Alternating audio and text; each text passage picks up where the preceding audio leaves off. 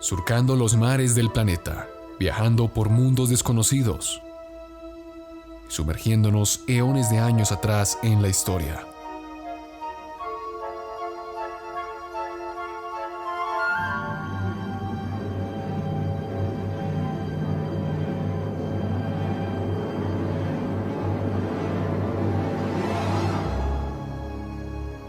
Bienvenido, estás a bordo del Nostromo.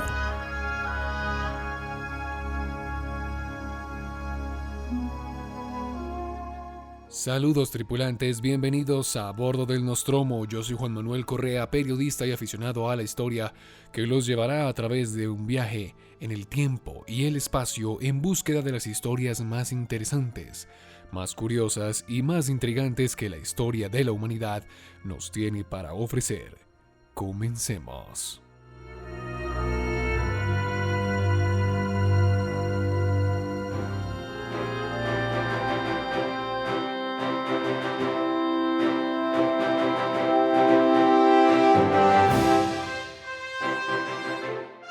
En 1872 el escritor Julio Verne publicaría una de sus obras más famosas que ha tenido un sinnúmero de adaptaciones en el séptimo arte, la televisión e incluso el teatro. Se trata de La Vuelta al Mundo en 80 días, una novela muy divertida y apasionante que te permite viajar de la mano de Phileas Fogg y su compañero Jean Passepartout a través del globo, como una descripción, como tan solo lo hace Julio Verne, de lo que es la vuelta al mundo y de una manera apasionante. En el libro lo muestran como una hazaña tremenda. Y de hecho, si uno se pusiera a pensar, si algo así hubiese ocurrido en aquel siglo XIX, sería todo un hito. Y es que la exploración de nuestro mundo es algo apasionante. Como seres humanos nos retamos siempre a conocer más y a no quedarnos conformes de cómo estamos, de lo que sabemos y en dónde nos encontramos. Fue ese mismo impulso el que ha llevado a miles de personas, a cientos de miles de exploradores legendarios, hasta los confines de la Tierra, hasta el borde de nuestro mundo, en contra de la tradición, de los saberes y de las preconcepciones de su época. Son estos exploradores los que quedaron inmortalizados en la historia por sus grandes hazañas. Y si de hazañas hablamos en cuanto a grandes exploradores, siempre nos debemos remontar a la época de los descubrimientos, el cual fue un periodo histórico que dio comienzo a principios del siglo XV, extendiéndose hasta incluso inicios del siglo XVII. Este se caracterizó por un boom sin precedentes, una explosión de exploraciones y descubrimientos en latitudes de la Tierra que hasta el momento eran solo teorizadas o desconocidas. Ya en el canal, hemos hablado del descubrimiento de África por parte de los portugueses. Hemos conocido la historia de Vasco Núñez de Balboa, de Enrique el Navegante, e incluso del mismísimo Vasco da Gama que, circunnavegándola, digamos que África, llegó a la India. Y por ende, también poco después hablamos de Colón y del gran descubrimiento de Américo Vespucio. Aquí en las anotaciones, aquí arriba les dejo el episodio que dedicamos al descubrimiento de África. Sin embargo, aunque todas estas travesías serán recordadas por los siglos de los siglos, amén, hay una en especial de la que se habla muy poco y que es de suma importancia. Es todo un hito en la historia de la humanidad. Y si has puesto atención a las primeras cosas que dije, y bueno, por supuesto, a la portada y al título de este episodio, hoy hablaremos de la primera vuelta al mundo en la historia. La primera vez que un ser humano se aventuró a circunnavegar el globo y a su paso descubrir cientos de elementos que la humanidad aún no conocía. Un viaje lleno de proezas, catástrofes, misterio y mucha, pero mucha valentía. Así que prepárate, porque el Nostromo se aventurará junto con los bravos marineros que se enfrentaron a lo desconocido. Empaca tus provisiones, lleva tu trabuco y prepárate para lo imposible, pues hoy, de la mano de Magallanes y Elcano, le daremos la primera vuelta al mundo.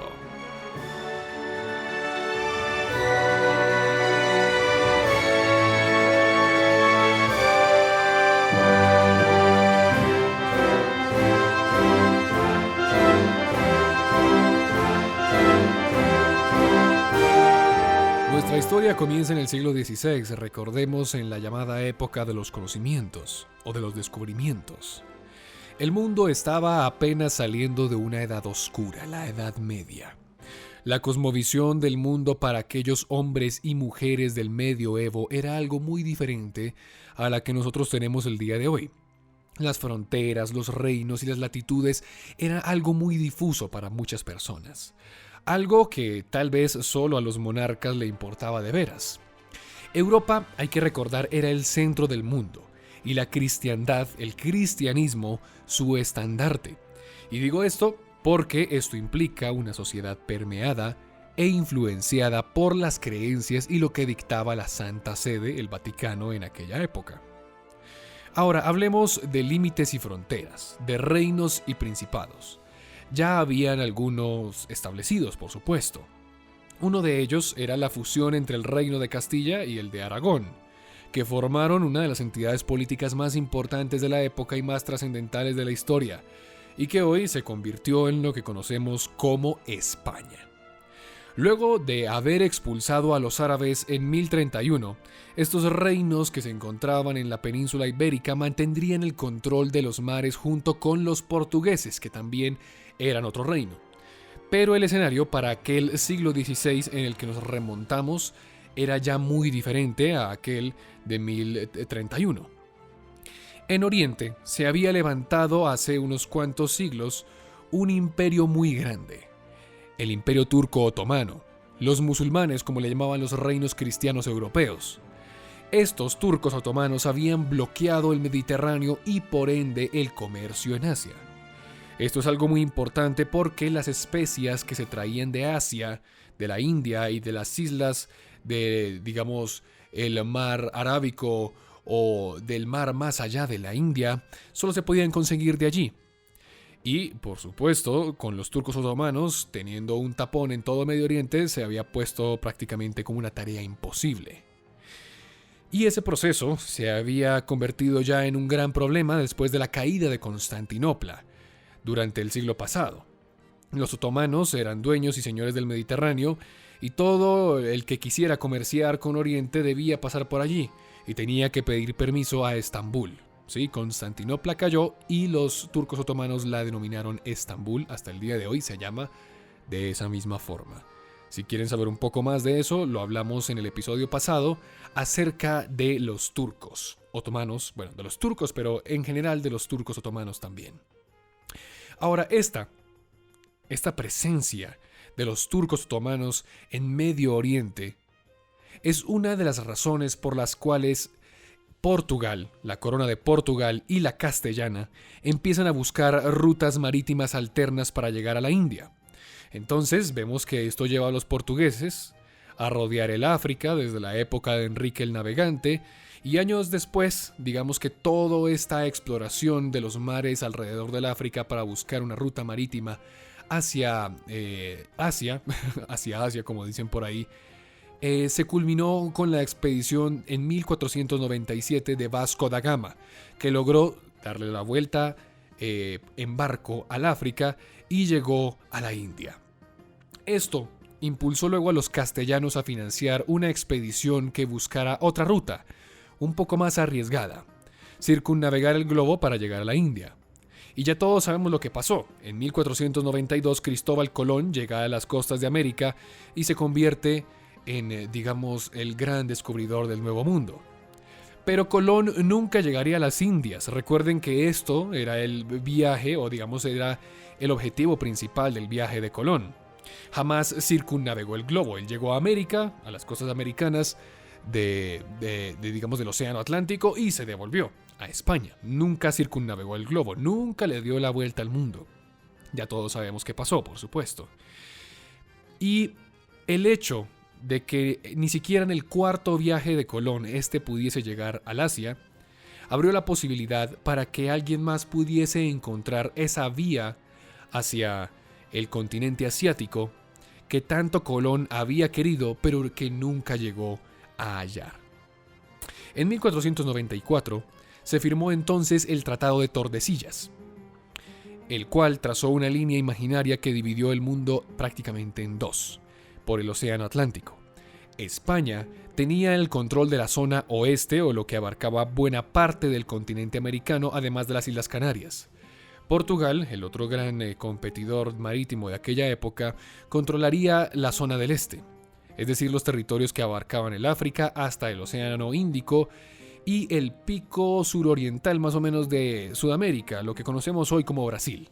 Por eso en Brasil se habla portugués. Por todo ello, España estaba muy interesada en una vía marítima al Asia que no implicase navegar hacia el sur y tener que pasar por el territorio portugués.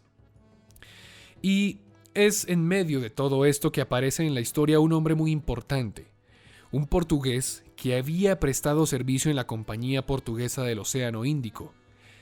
Se llamaba Fernando de Magallanes. Este hombre tenía una teoría. Él creía que se podía llegar a unas islas llamadas las Islas de las Especias, es decir, las actuales Molucas, que las podemos ubicar cerca de Filipinas. Él creía que se podía llegar allí sin necesidad de rodear el África como lo habían hecho los restos de portugueses como Vasco da Gama.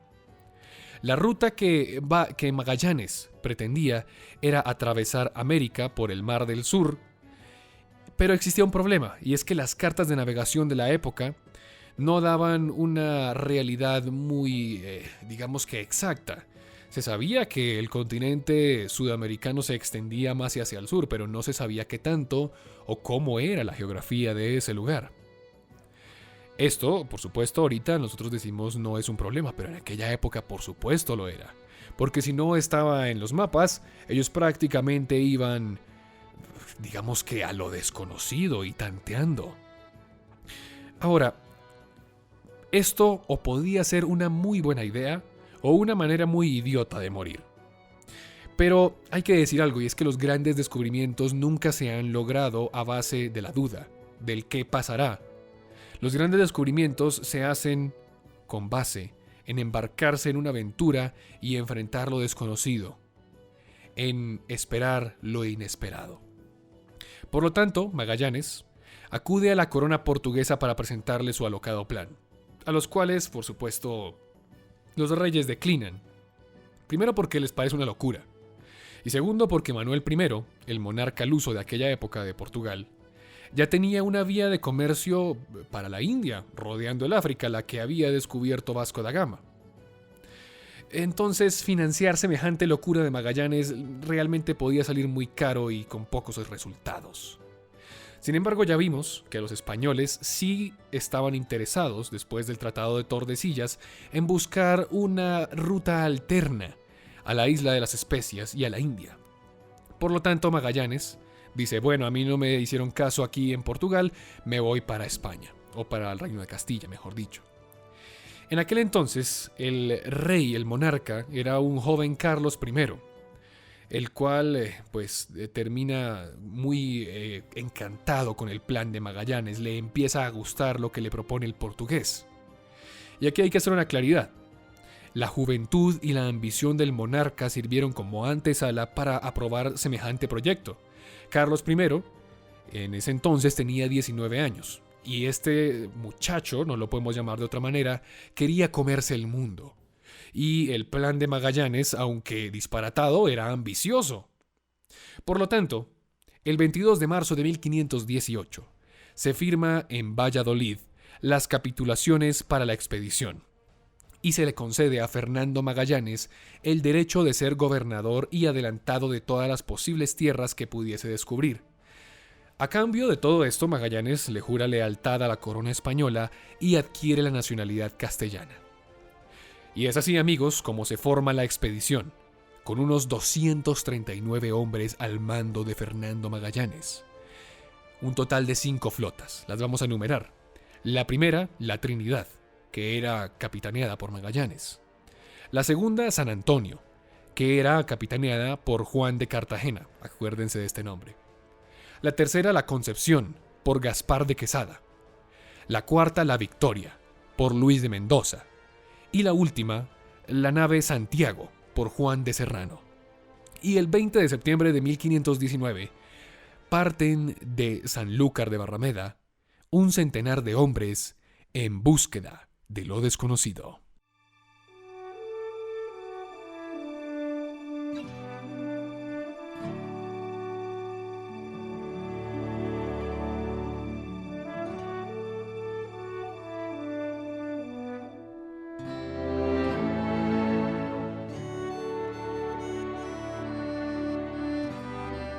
Antes de empezar con el relato del viaje hay que tener en cuenta varias cosas.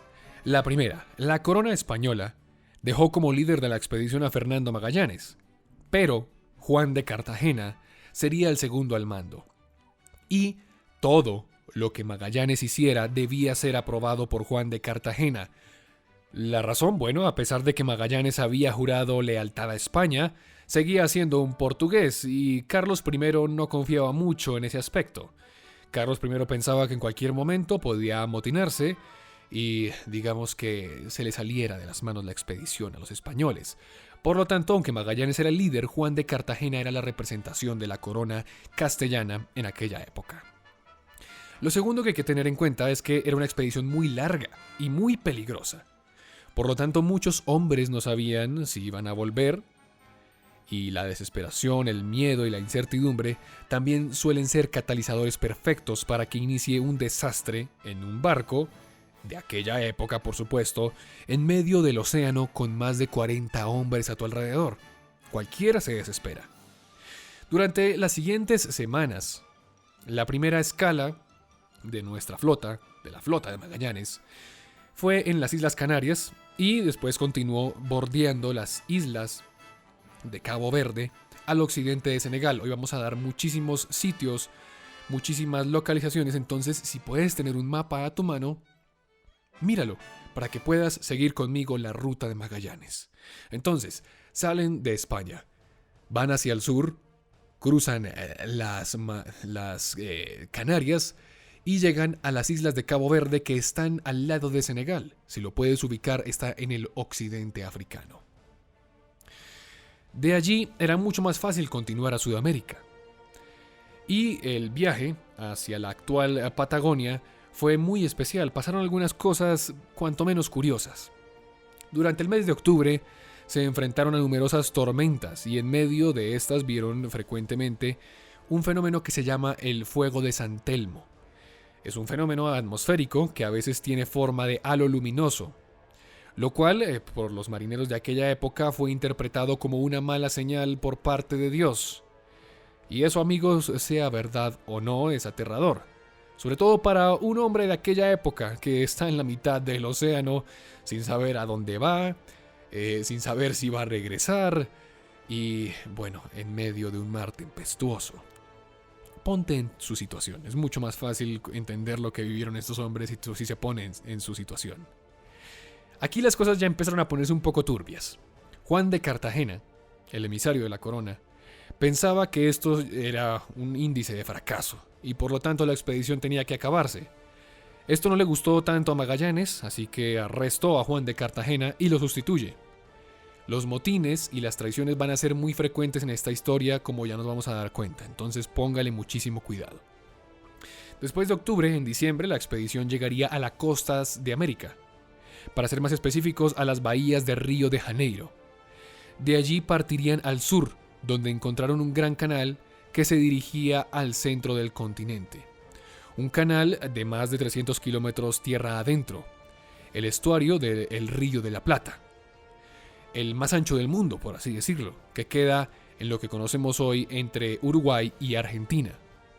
Un lugar precioso debe ser, y las personas que lo conozcan, que nos escuchen, que sean desde Argentina o de Uruguay, deben, atestiguarlo de esa forma.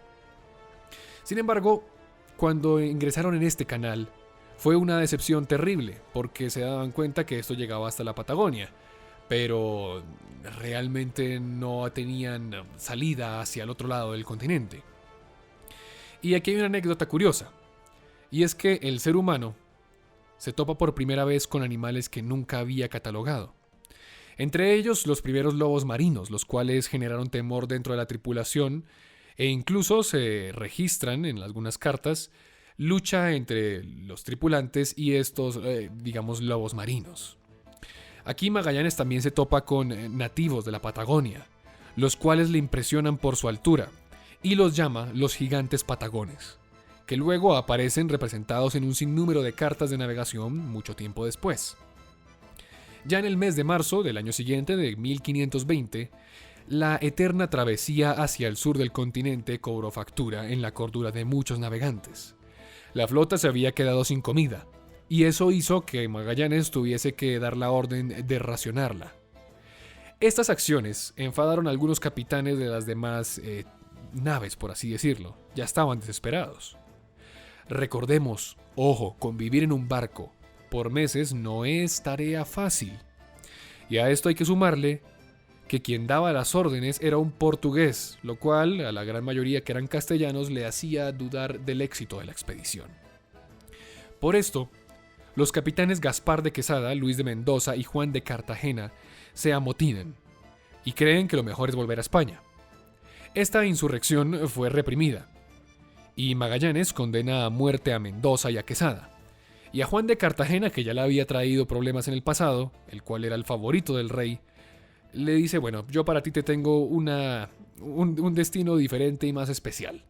Y es que, digamos que es desterrado, por así decirlo, y lo abandonan en tierras lejanas y muy extremas, por supuesto, al sur de la Argentina.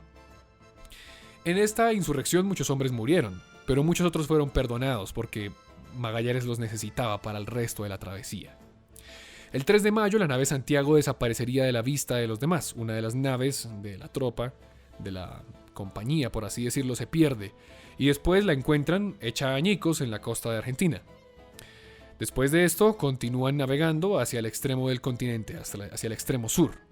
Y es ahí cuando encuentran un estrecho, uno muy amplio y que parecía desembocar en otro océano, un océano que la humanidad aún no conocía.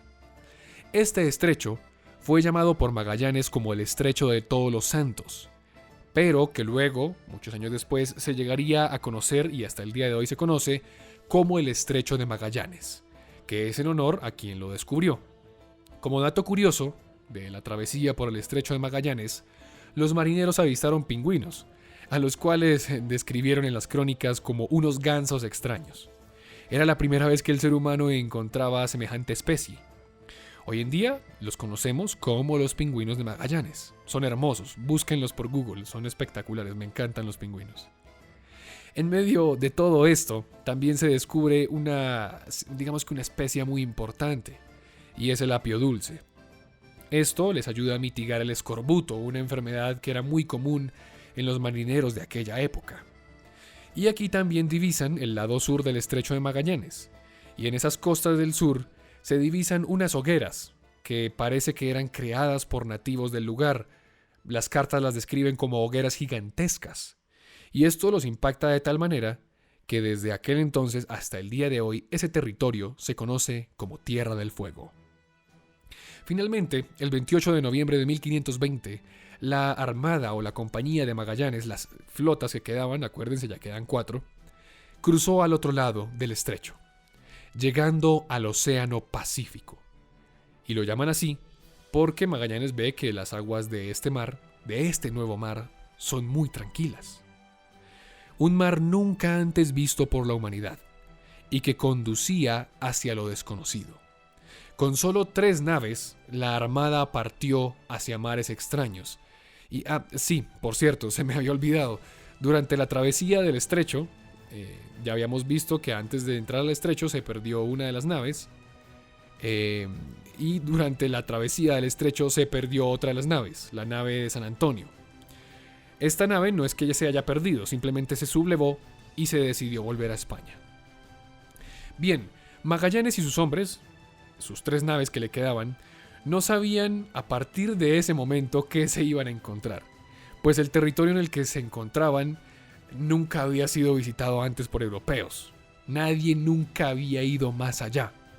Muchos tenían miedo, pues aunque Colón ya había dicho que la Tierra era redonda, la creencia popular seguía siendo que la Tierra tenía un extremo final.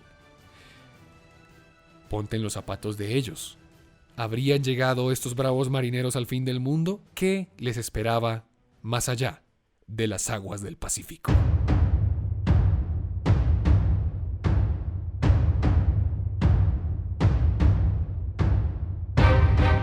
Durante los próximos 4 meses, la Armada, las 3 naves que quedaron a la deriva en la mitad del mar Pacífico. Si tú coges un mapa, el mar Pacífico es inmenso. El territorio que hay entre el sur de la Argentina, el estrecho de Magallanes, la Tierra de Fuego, y digamos que las islas de las Especias, las Molucas, es inmensa. Y es un mar, digamos que muy tranquilo, por así decirlo, pero, la extensión de agua es muy grande. Por eso fueron 4 meses en la mitad de la nada. Y esto desesperó a muchos y causó pequeños amotinamientos. Además, el agua empezó a escasear y muchos marineros murieron enfermos. Hay una crónica de Antonio Pigafetta, que era uno de los tripulantes de la nave, creo que la Victoria, y este narra lo que fue ese tortuoso viaje del Pacífico. Antonio Pigafetta dice lo siguiente: la galleta que comíamos ya no era más pan, sino un polvo lleno de gusanos que habían devorado toda su sustancia. Además, tenía un olor fétido insoportable porque estaba impregnada de orina de ratas. El agua que bebíamos era pútrida y hedionda. Por no morir de hambre, nos hemos visto obligados a comer trozos de piel de vaca que cubría el mástil mayor, a fin de que las cuerdas no se estropeen contra la madera. Muy a menudo, estamos reducidos a alimentos de aserrín, y a las ratas, tan repugnantes para el hombre, se han vuelto un alimento tan buscado que incluso hay algunos marineros que pagan hasta un medio ducado por cada una de ellas. Y eso no es todo. Nuestra gente cae en desgracia y nos vimos atacados por una especie de enfermedad que nos inflamaba las mandíbulas hasta que nuestros dientes quedaban escondidos. Bueno, creo que ya quedó muy claro que un viaje en crucero por el Pacífico no era. Ya en marzo de 1521, la diezmada tripulación, porque muchos murieron durante este trayecto, llegan a la isla de Guam, a la cual llamaron la Isla de los Ladrones, debido a que unos nativos del lugar al principio se mostraron muy amistosos, pero luego les robaron las provisiones a las embarcaciones. El 16 de marzo de, acuérdense, 1521, llegan a las Filipinas, convirtiéndose así en los primeros europeos en avistarlas en toda la historia. Para Magallanes, era muy importante convertir a los nativos al cristianismo de manera pacífica. Por lo tanto, empezó a mostrarles las armas de fuego y les dijeron: oigan, ¿ustedes quieren tener este mismo poder? Bueno, con Cristo pueden tener este mismo poder que nosotros. Así que fue una conversión un poco engañosa, por así decirlo. Y estas primeras conversiones se empezaron a dar en una isla a la cual conocemos como la isla de Samar. Los nuevos confesos de esta isla de Samar le dijeron a Magallanes que en una isla vecina, una isla que se llamaba Mactán, había una tribu enemiga comandada por un hombre llamado Lapu-Lapu. El portugués, por congraciarse con sus nuevos aliados, envió emisarios para convencer al líder Lapu-Lapu que dejara la hostilidad y jurara lealtad a la corona española. Por supuesto, este hombre lo rechazó, y Magallanes se dispuso a atacar la isla. Hoy en día Lapu-Lapu es un héroe en las Filipinas. Hay una estatua de él. Pero bueno, el 27 de abril de 1521, el portugués Magallanes, junto con 500 hombres, entre españoles, portugueses y también indígenas de la región, o mejor dicho, originarios de la región, llegan a las costas de Mactán para enfrentarse a Lapu-Lapu y a más de 1000 hombres. Magallanes confiaba que los iba a derrotar muy fácil, por la artillería, por las armas de fuego, pero no contó con una pequeña, digamos que un pequeño problema, una condición que tal vez no había tenido en mente. Y es que sus hombres terminaron desembarcando aproximadamente 1 kilómetro, a 1 kilómetro de la costa, y este trayecto tenían que caminarlo, y era un trayecto, por supuesto, que se tenía que hacer en agua. Entonces los hombres cargados, algunos con sus armaduras, otros cargando piezas de artillería, como lo quieras llamar, caminando 1 kilómetro sobre el agua. Bueno, ¿cuál sería el resultado? Los hombres de Magallanes llegaron exhaustos al frente de batalla y fueron fácilmente derrotados. El propio Magallanes tuvo que acudir al frente, y es en este momento donde Magallanes es herido con una lanza en la pierna, lo cual lo hace caer. Después, cuando él alza su mirada, ya es muy tarde. las cientos de lanzas de los hombres de Lapu-Lapu volearon hacia el portugués y lo mataron hacia el instante. Este supuso un duro golpe, pues el líder de la compañía, el gran ideólogo de este viaje, había muerto.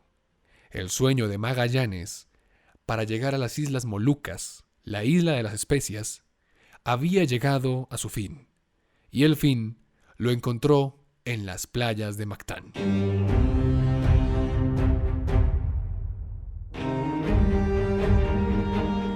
Ahora tranquilo que aquí no se acaba la historia. Magallanes es sucedido por Duarte Barbosa, quien luego sería asesinado junto con 30 de sus hombres durante un complot que intentaron organizar en contra de un gobernador de alguna de las islas. El resto de la tripulación, los 108 hombres que quedaban, de aquellos 239 que salieron de España un año antes, continuaron su viaje hacia las ansiadas Islas Molucas. Ahora, el 7 de noviembre de 1521 llegaron a la isla de Tidore, que es una de las islas de las Molucas. En este lugar se decide que el nuevo líder será Juan Sebastián Elcano, un tripulante castellano que se había sublevado durante el primer motín de Juan de Cartagena, pero sin embargo fue perdonado y había escalonado poco a poco posiciones hasta que llegó al mando. Una de las cosas que hace Elcano cuando llega al poder es que acuerdan que la nave de la Concepción, una de las naves, de las 3 naves que quedaban, tenía que ser quemada. ¿Por qué? Porque los daños que había recibido durante la batalla de Mactán habían sido terribles y no podían cargar con semejante cosa. Así que la quemaron y digamos que distribuyeron a los otros tripulantes en las 2 naves restantes. Entonces, de las 5 naves que salieron, habían quedado 3 al llegar a las Molucas. Pero ahora se había quemado una, la Concepción, y ahora solo quedaban 2, la Trinidad y la Victoria. El 18 de diciembre ambas naves se cargaron de todo tipo de especias, algunas ya conocidas y otras no tanto, como lo es el clavo. Se dispusieron a partir a España, pero se descubrió que en la nave de la Trinidad había una fuga de agua, por lo tanto, la Victoria zarpó y Elcano le dice a los tripulantes de la Trinidad que deben arreglarlo y coger un distinto destino. Les dicen, bueno, nosotros vamos para España, vamos a tomar la vía del occidente, pero ustedes cojan hacia el oriente, ustedes vayan hacia Panamá. Entonces, de las 2 naves que quedan, la Victoria, en la que iba Sebastián Elcano, parte hacia España y la Trinidad hacia Panamá. Sin embargo, esta última nave, la Trinidad, después fue abordada por portugueses y su tripulación fue capturada. Por lo tanto, vamos a hacer cuentas. De las 5 naves que partieron hace casi 2 años de los puertos de España, solo iba a volver una que irónicamente se llamaba la Victoria.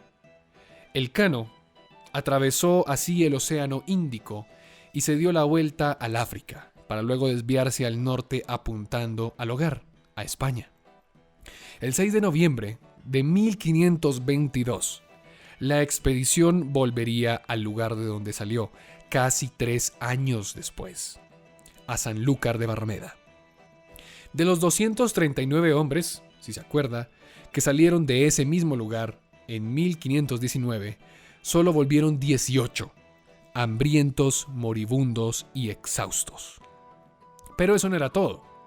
Elcano y el resto de la tripulación sobreviviente habían hecho algo que no tenían previsto, que ni siquiera Magallanes tenía previsto desde el principio. Le habían dado la vuelta al mundo. Eran los primeros en circunnavegar el globo y se convirtieron en leyendas. Elcano fue recompensado con un escudo de armas en su honor, el que pueden ver en la portada del programa. Este escudo tiene representaciones de elementos de la travesía de Magallanes y su tripulación. Y en la parte superior hay un globo terráqueo, el cual está rodeado por un estandarte que reza en latín Primus circundemedesti me, que quiere decir fuiste el primero que me dio la vuelta, o fuiste el primero que la vuelta me diste. Ahora, recordemos que este no era el objetivo original de Magallanes ni del Elcano, pero habían hecho la primera circunnavegación del mundo. Esto luego se vio representado en las cartas de navegación de todo el mundo. Por ejemplo, el Maris Pacifici del cartógrafo Abraham Ortelius incluyó el antaño inexplorado Océano Pacífico. En 1522, García de Toreno incluyó las Filipinas también en el mapa. Pero sin duda alguna, el más famoso y sorprendente es el llamado Mapa Padrón Real de Diego Ribeiro, que se realizó con base en las observaciones de Magallanes, Elcano y su tripulación. Por lo tanto, al estar basado en observaciones empíricas y no suposiciones como los mapas de antaño, como por ejemplo el de Piri Reis, se considera este mapa, el Padrón Real, como el primer mapa científico del mundo. Magallanes y Elcano no hicieron un enorme descubrimiento, pero sí realizaron la hazaña marítima más grande de la historia.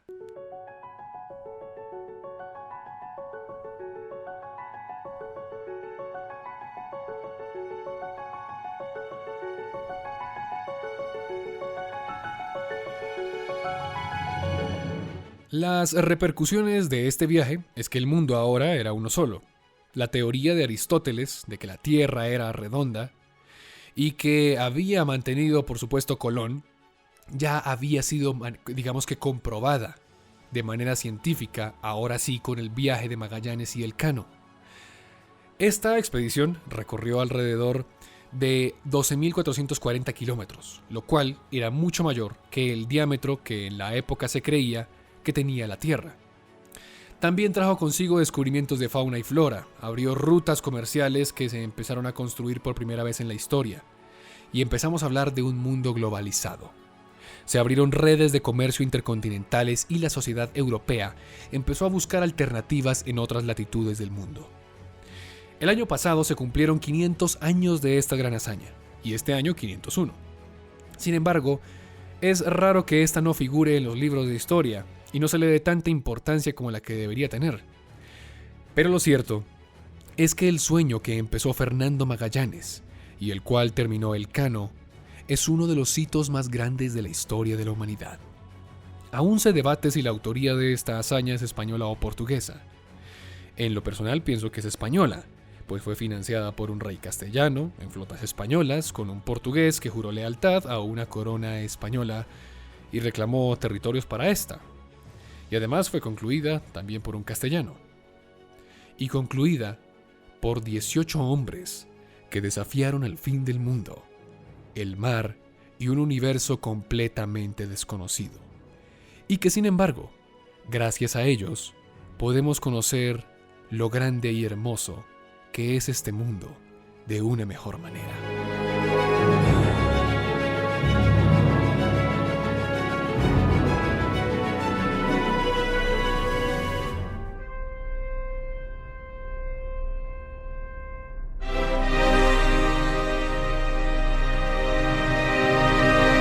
Y así concluimos el día de hoy nuestro episodio, después de haberle dado la vuelta al mundo. Vamos a leer a continuación los comentarios que nos dejaron en el episodio anterior. Aprendiendo a Vivir nos dice: es curioso cómo el origen de los pueblos desaparece una vez se mezclan con la gente de las tierras que lo ocupan. Los turcos del centro de Asia tienen los ojos rasgados, en cambio los turcos de Turquía son muy diferentes. Muchas gracias Aprendiendo a Vivir. Recuerdo que hay que recordar que estos comentarios los dejaron en el último episodio de nuestra serie de Comprender a Medio Oriente, en el cual hablábamos de los turcos. Y es verdad, los turcos, lo que muy poca gente sabe, es que su origen es del Asia Central. Como tú dices, Aprendiendo a Vivir, son prácticamente de ojos rasgados. Y los turcos que se encuentran en la península de Anatolia tienen rasgos árabes y europeos debido a la posición en la que se encontraron durante mucho tiempo y las relaciones que mantuvieron. Ahora Jesús Olivas nos dice: cada vez que veo la historia del Imperio Otomano lo veo como el Imperio Romano Musulmán, porque lo tiene todo. Tiene una guardia personal de élite que podía quitar si quisieran a un emperador, en este caso a los sultanes. Dependían mucho en la conquista de nuevos territorios para mantener la economía del imperio y sufrían una intriga constante para ver quién tomaba el trono, que solo debilitaron al imperio.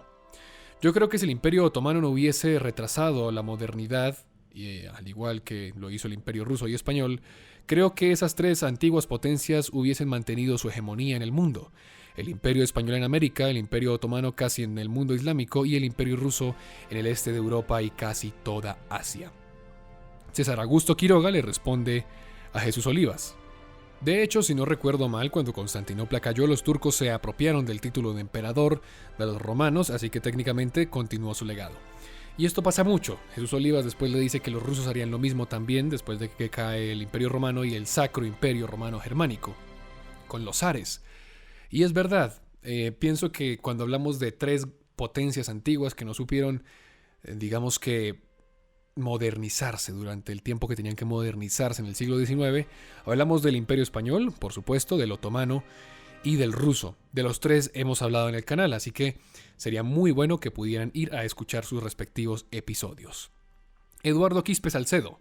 Recién me suscribí y me parece un excelente canal. Eduardo, estás invitadísimo para que te quedes en el canal. Lo mismo para el comunicador digital que también nos saluda, y a OMM, que dice que también hay muy buen contenido. Gregorio León nos dice: encantado de haber descubierto un canal más de mi interés. Ayer me metí en muchos jardines opinando en varios videos.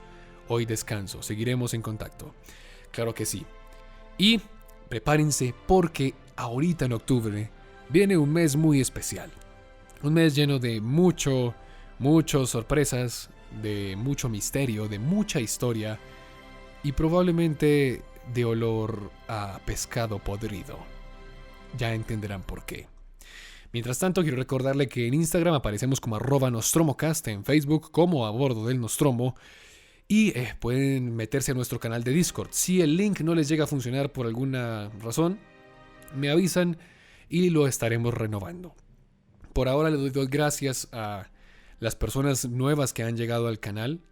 Ya hemos superado la barrera de los 2.300 suscriptores, perdón, 2.400 suscriptores, y sé que seguirán siendo muchos más. Y les agradezco demasiado. Por supuesto, en octubre tendremos nuestro especial de 2.000 suscriptores. Mientras tanto, yo me despido. Yo soy Juan Manuel Correa y ustedes hacen parte de la tripulación del Nostromo. Si tienen alguna sugerencia, si tienen algún tema que quisieran tratar, pueden escribirlo en los comentarios. O también pueden hacérnoslo llegar a nuestro servidor de Discord o en nuestra cuenta de Instagram. Como les he dicho siempre, el Nostromo no soy yo. El Nostromo lo hacemos todos. Yo me despido y nos vemos la próxima semana. Siempre aquí para hablar de historia. A bordo del Nostromo.